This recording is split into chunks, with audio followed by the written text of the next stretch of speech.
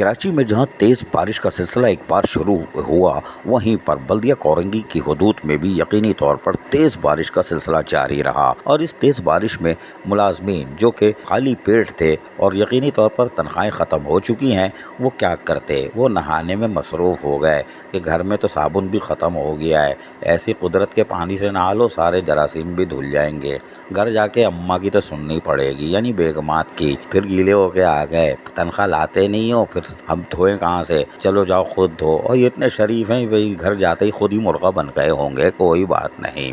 लेकिन बल्दिया कोरंगी में होने वाली ये तेज़ बारिश आज यकीनी तौर पर अफसरान और मुलाजमीन के लिए अच्छी रही। यानी कि हमारी ज़राए के मुताबिक बल्दिया कोरंगी को सिंध हुकूमत ने रहम खाते हुए कोई ग्रांट दे दी है, तकरीबन 5-5.5 करोड़ की। जिसके बाद बल्दिया कोरंगी के अफसरान और मुलाजमीन को जो सिंध हुकूमत ने फ़क्रिया पेशकश का ऐलान किया था कि हम तनख्वाहों में इजाफा कर रहे हैं, वो बढ़ के मिलने वाली है।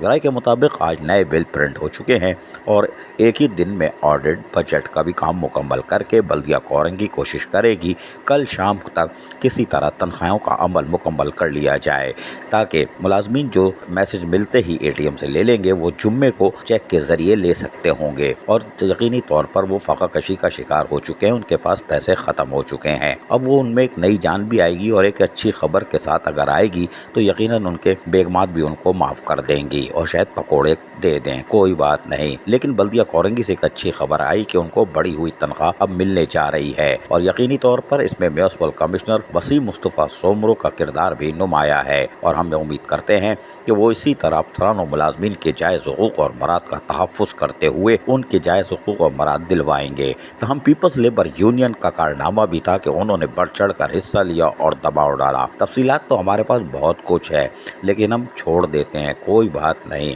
लेकिन पीपल्स लेबर यूनियन का ये कारनामा है कि उन्होंने भी आज बहुत कोशिश की थी और यकीनी तौर पर मेहनत कशों के जायज़ हुकूक और मराद में पीपल्स लेबर यूनियन के अदनान हबीब, आमिर सिद्दीकी, अरसलान, वाजिद और दीगर का जो कारनामा है, उसको भी यकीनी तौर पर भुलाया नहीं जा सकता, जो अपने जायज़ हुकूक और मराद के लिए लड़ते रहे। और पीपल्स लेबर यूनियन के असलम सम्मो का किरदार भी नुमाया है, जिन्होंने आला क़यादत पर अपना दबाव डाला, शाबाश। और यही वजह है कि बल्दिया कोरंगी में बढ़ी हुई तनख्वाह मिलने का इशारा मिल चुका है। अज़ीज़ आरिफ, KBS बल्दियाती न्यूज़ कराची। ऐसी ही खूबसूरत वीडियोस फ्यूचर में हासिल करने के लिए रेड बटन पर क्लिक करके और बेल आइकॉन को प्रेस करके हम सबके सब्सक्राइबर बनना मत भूलिए।